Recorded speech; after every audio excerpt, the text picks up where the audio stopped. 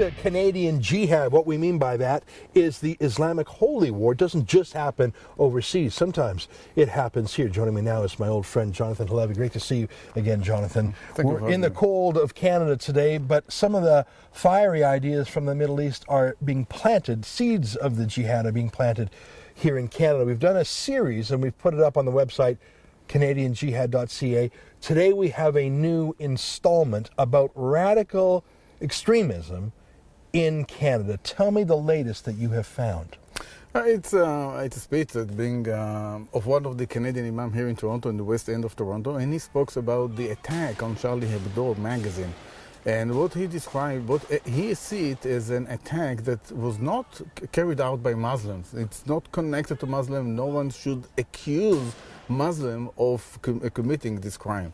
So is this a speech that he gave? Was it at his mosque or community center? Where did he say these things? That's a speech that was held at the Sakina Community Center in Toronto. So the Sakina Community Center, is that a Muslim community center? Yes, yes. And would this have been to his congregation or to the general public? Yes, to his congregation. The people who came regularly to this community center. Most of them, I would say, from Somali background. Okay, let's take a look at the video now.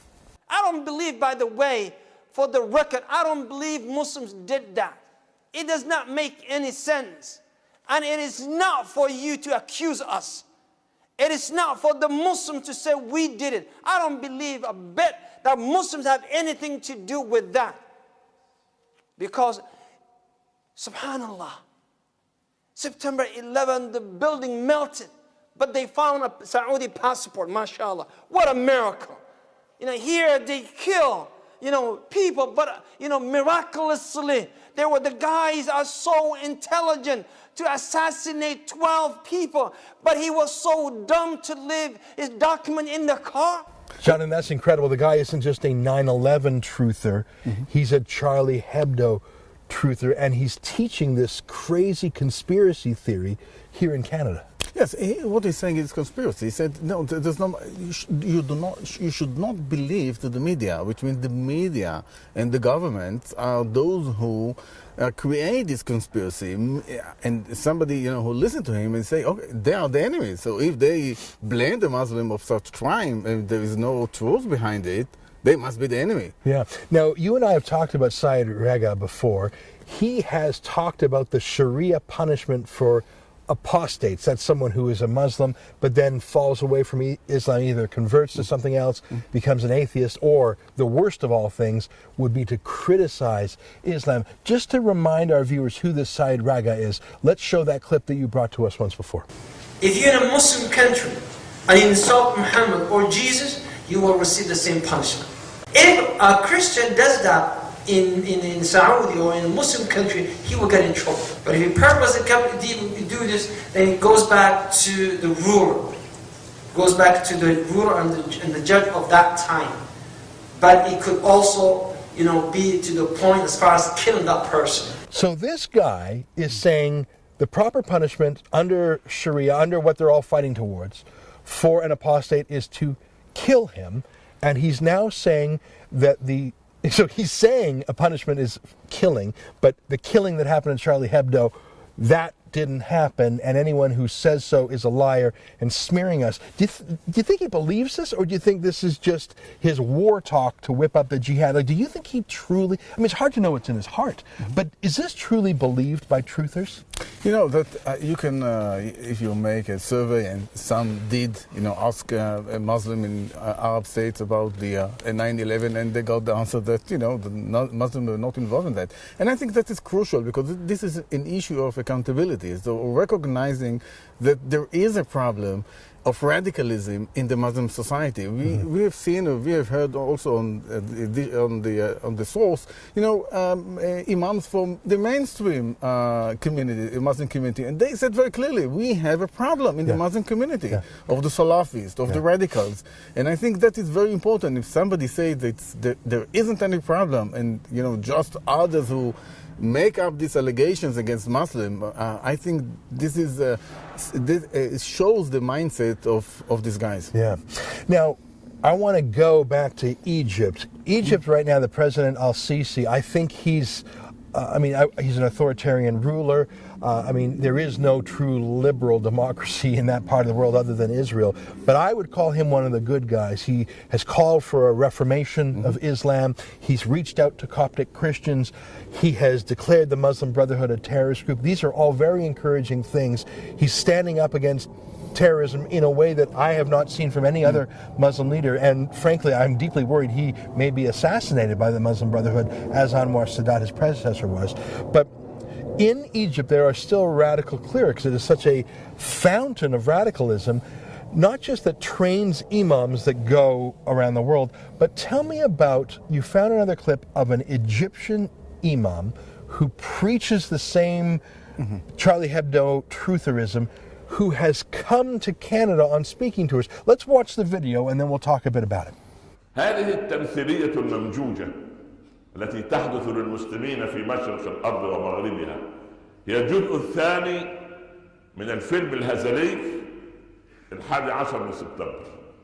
الجزء الثاني، ولكن هناك كان في نيويورك، هذه المرة الجزء الثاني في باريس. أحبتي في الله، نحن الذين علمنا الناس وعلمنا العالم الرحمة، ونبينا نبي الرحمة صلى الله عليه وسلم، وسوف تتكشفون وتتكشف لكم الحقائق قريبا أن هذه تمثيلية هزلية لا ناقة لنا فيها ولا جمع. So this guy is calling 9/11 a comedy. He's calling it a comedy show, and the slaughter of cartoonists and Jews in Paris, a comedy show. And this guy, where does this guy, he's been to Canada, he's given speeches in mosques in Canada? Yes, he's Egyptian, he's based in Cairo, and he, by the way, he also talked about the Day of Judgment and the annihilation and the destruction of the Jews, the killing of all Jews, and according to the hadith of the stone and the tree, etc. I want to stop you there. So when he talks about the Day of Judgment, the killing of the Jews, he's saying this as in, I can hardly wait? Like he's looking forward to this? He explained to his congregation what the meaning of the hadith and the wishes to see the day comes soon. But so the hadith is a commentary on the Quran. It's the oral tradition? Oral tradition of the deeds and sayings of Prophet Muhammad. So he's looking forward to this happy day when the Jews are annihilated. This is, the many Muslims believe in that hadith. But this imam who regard the 9/11 and the Charlie Hebdo as a comedy, he also was invited a few years ago to Canada. And he visited many mosques in Montreal, in Ontario. He was a guest speaker, an honored guest speaker. You know what? I believe in freedom of speech. You know that's one of the things I believe in. I also believe in freedom of religion. But I also know that our little country of 35 million people does not owe anything to a foreign inciter, a foreign mocker of 9/11, someone who radicalizes our own community. He does not, let him have his freedom of speech in a hateful Sharia society. Let him stay out of Canada, and I'm deeply concerned about what Saed Rageah says.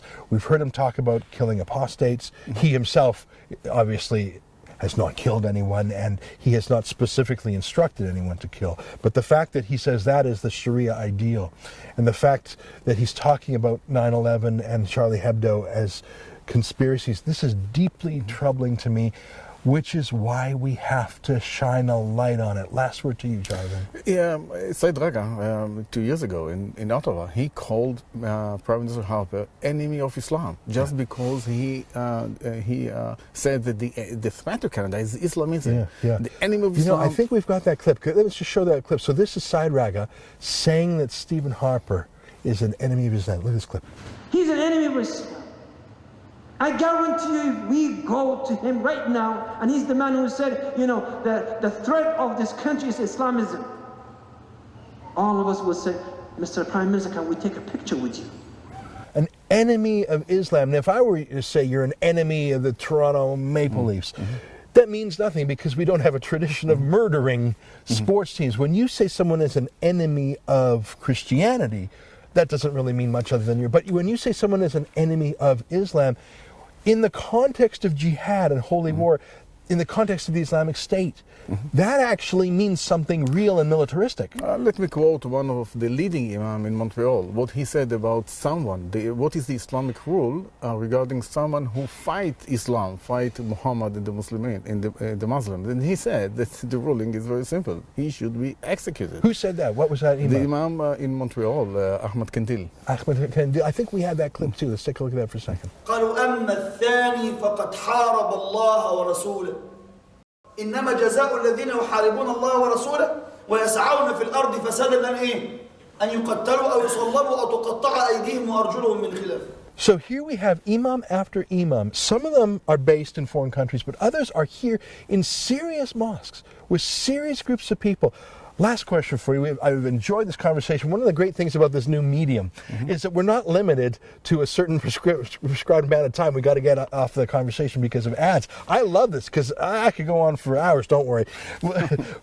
Here's my question. Since we've started posting these things to the website CanadianJihad.ca, do you think that these imams and their mosques have been brought to closer scrutiny by authorities, by CSIS, by the RCMP, by people in immigration who might say, whoa, keep out these radical preachers from Egypt? Do you think anything's come of it? I think yes. I think that people being more and more aware of this radicalism, extremism, and I think that anything that is a threat to the national security of Canada. Thank you so much, Jonathan. You personally have done more investigative journalism on this issue than not just any other journalist, than all other journalists in Canada combined. Great to see you again. You're watching TheRebel.media.